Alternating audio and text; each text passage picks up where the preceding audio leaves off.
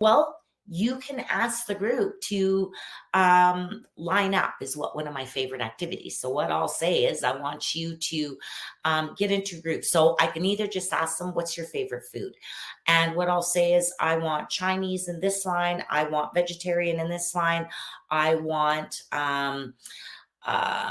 Italian over here, French over here, and everything else into line number 5. And then people decide what kind of food, and then everybody gets to look around and see what kinds of food everyone else likes. Or they can just go around in a circle and say what their fave food is, or what their best vacation was, or what's a lucky charm that they have.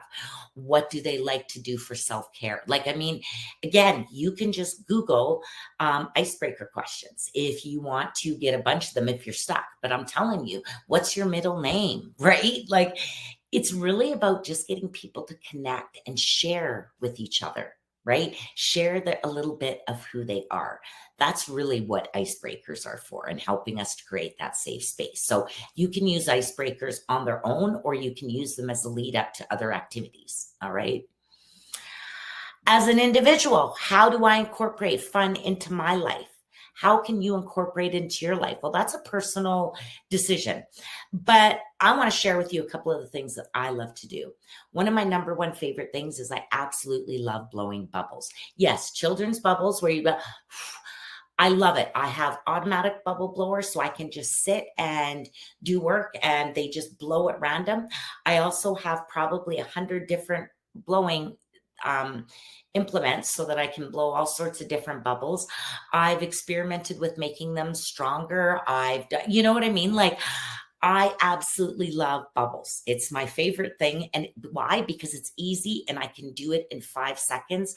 And it really does help to regulate my central nervous system and helps to calm me down and helps me to focus on that activity.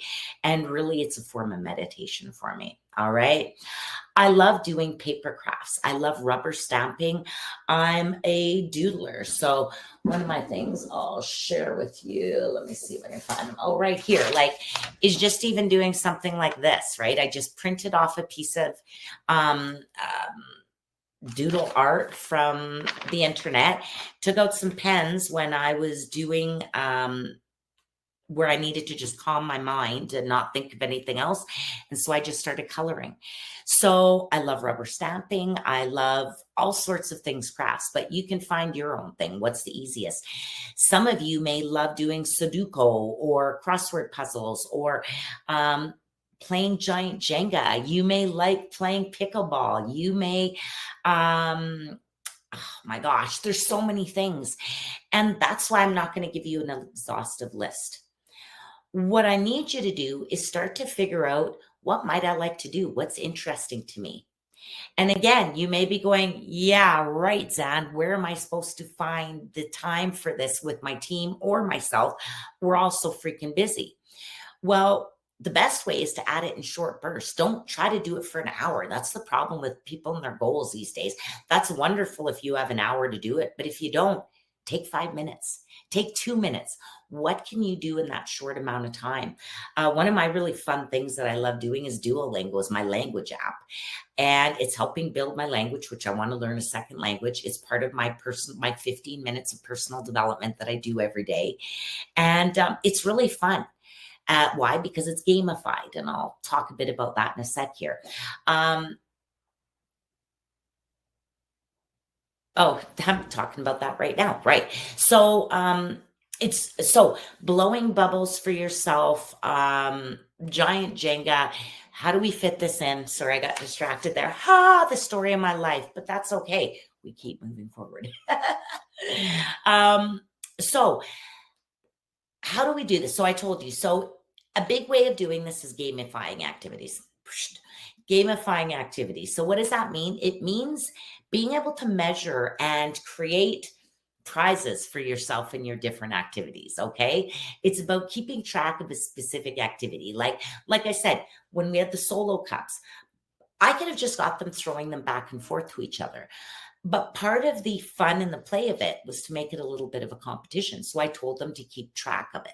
count how many times you catch the ball. And then everybody said at the end of it, everybody got a prize. That's the other thing. You may have prizes. Everybody may be a winner, baby, right? That's for sure.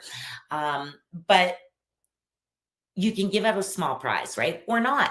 You may keep track of sales goals. Maybe it's a sales competition and you've got a big board.